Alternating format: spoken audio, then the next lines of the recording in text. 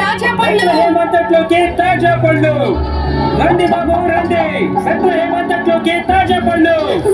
నిజానికి ఇది కొత్తది, ఇది నేనే తయారు చేశాను. తాజాగా ఉన్నాయి, తీసుకోండి. కృతజ్ఞతలు. ఇది నాకు. అది చిన్నదా? ఇది కూడా? అవును. అదేంటి?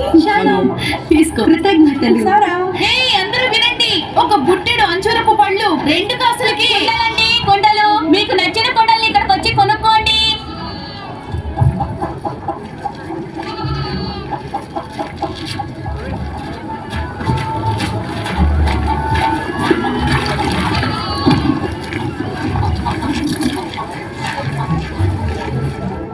సీమోను, అది నువ్వేనా?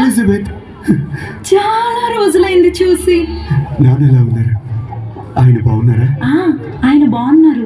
నిన్ను చూడాలని ఎంతగానో ఎదురు చూస్తున్నారు. ఓ లేయా, పద, నేను ఇంటికి తీసుకెళ్తాను. నువ్వు చాలా అలసిపోయి ఉంటావు. ఇంటికి వెళ్దాం పద. ఎంతో రుచికరమైన ఆహారాన్ని తయారు చేశాను.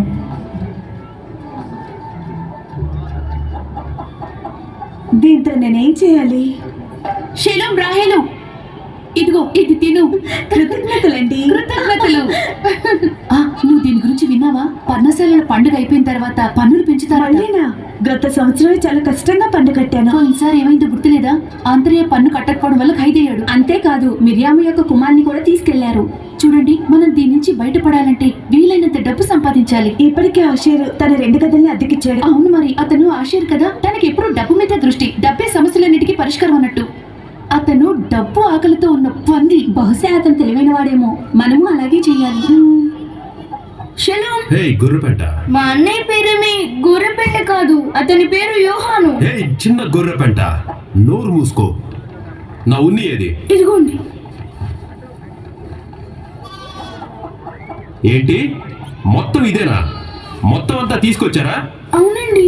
లేదు లేదు, ఇది సరిపోదు. కానీ అయ్యా, మొత్తం అంతా ఇది దేనికి సరిపోదు. మీకు బదులు ఇంకెవరినైనా పనిలో పెట్టుకోవడం. క్షమించండి అయ్యా, ఈసారి ఎక్కువ తీసుకొస్తా. మీరు నా గొర్రెల్ని మేపాలనుకుంటే పిచ్చి పనులు ఏమి చేయకుండా ఉంటే మంచిది. పోండి ఇక్కడ నుంచి. అలాగేనండి. అతను ఎందుకంత చులకనగా చూస్తున్నాడు? పర్వాలేదు, నువ్వేమీ బాధపడకు.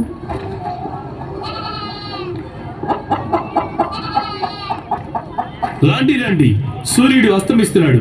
ఈ రాత్రికి ఇక్కడే ఉండొచ్చు కదా. ఒక రాత్రికి ఎంత తీసుకుంటారు? కేవలం 10 కాసులంతే. ఇక్కడ ఉండండి, సగం ధరకే ఉండొచ్చు. అయితే ఉంటాను.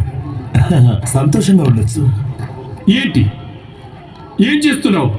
వ్యాపారం ఎలా చేయాలో నేర్చుకుంటే మంచిది. వచ్చిన వాళ్ళని నువ్వు లాగేసుకుంటున్నావు. ఎవరు? నేనా?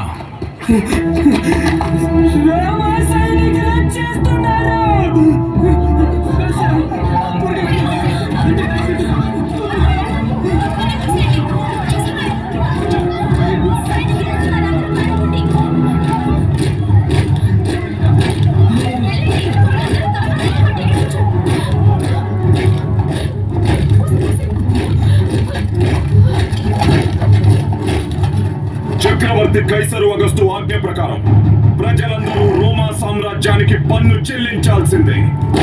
జీతం 1 తులము వెండి దేవాలయమునకు, 2 తులములు కైసరుకు.